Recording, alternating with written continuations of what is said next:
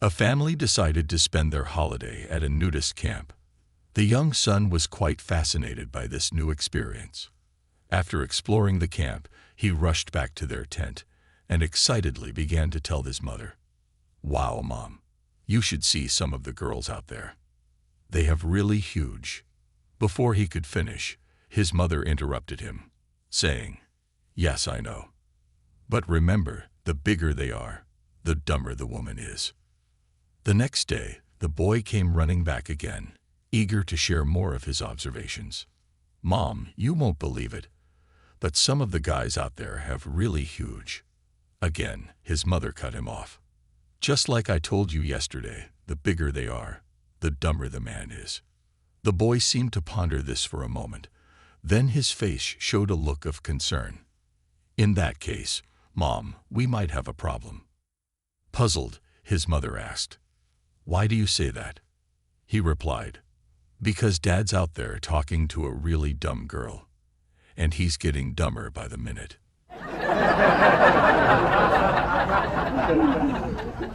A concerned wife, accompanied by her neighbor, went to the local police station to report that her husband had gone missing. When they arrived, the officer on duty began to take down the necessary information. The officer asked her for a detailed description of her husband. The wife, with a thoughtful look, started describing. "He's 35 years old, really tall, about 6 feet 4 inches, with dark, deep eyes and wavy dark hair. He's got an athletic physique, weighing around 185 pounds. He speaks gently and is always kind and caring towards our children." Her next-door neighbor, who had come along for support, couldn't help but interrupt. "Wait a minute. Your husband isn't like that at all. He's actually quite short, only about 5 feet 4 inches, and he's not athletic.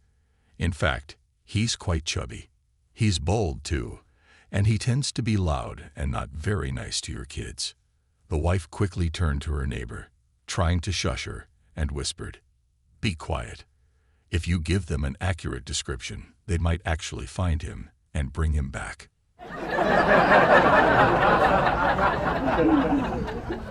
In a quaint, small town, a local patrolman was doing his usual evening rounds. As part of his routine, he checked the local used car lot. To his surprise, he found 2 elderly ladies sitting inside one of the used cars parked on the lot. Curious, the patrolman approached them and asked, "Why are you 2 sitting here in this car?" The ladies, looking quite content, replied, "We bought this car today." The patrolman was a bit doubtful about their story. "If you've bought the car, then why aren't you driving it home?" One of the ladies responded, "Oh, we can't drive." Now the officer was really starting to think something wasn't right. These ladies buying a car they couldn't drive seemed quite odd to him. "Then why in the world did you buy a car if neither of you can drive?" The old lady, with a sly smile on her face, said, "Well, you see, we were told that if we bought a car here at this lot, we'd get screwed. So now we're waiting."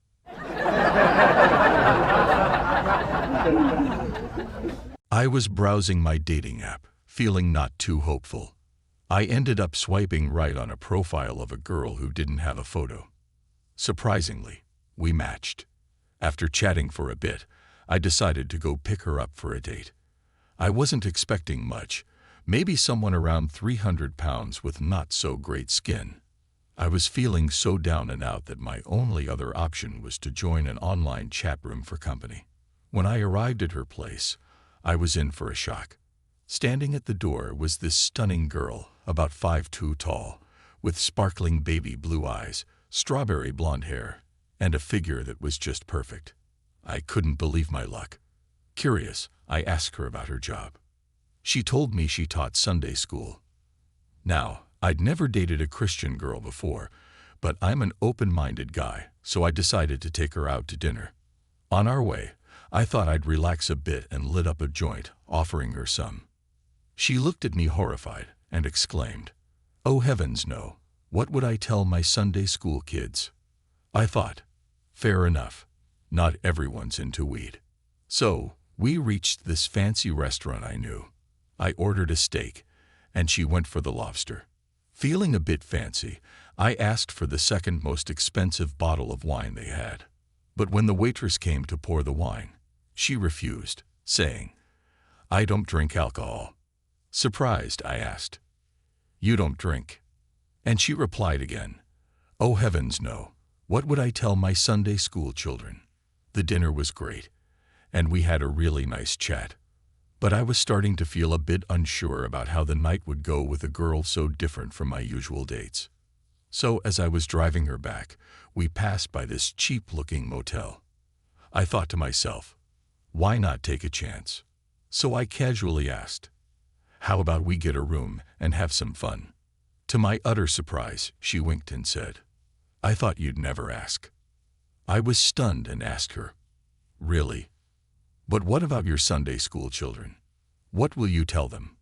She just smiled and said, "The same thing I tell them every week. You don't need to drink or do drugs to have a good time."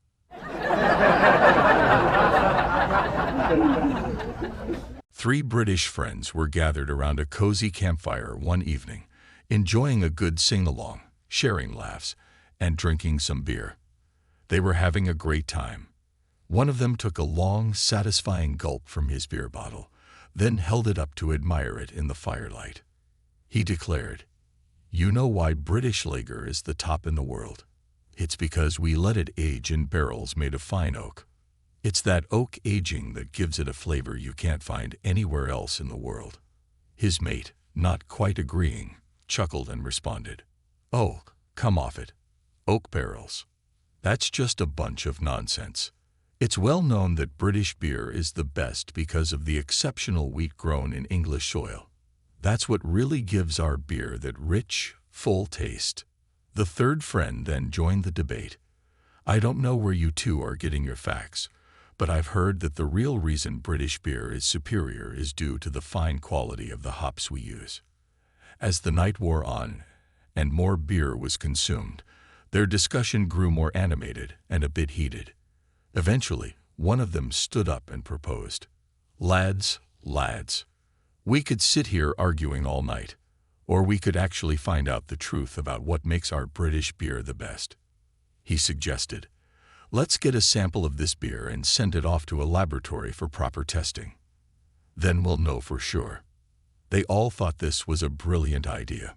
So, they carefully poured some beer into a jar, packed it up, and mailed it to a lab for analysis. A week later, two of the friends were back around the fire when the third one came running up, excitedly waving an envelope. "Look, lads, the results are in." They eagerly opened the letter and read aloud, "Dear sirs, after conducting extensive tests on the sample you provided, we have some news. The results show normal liver and kidney function, blood sugar levels are acceptable, and there are no signs of infection. We are pleased to inform you that your horse is in excellent health."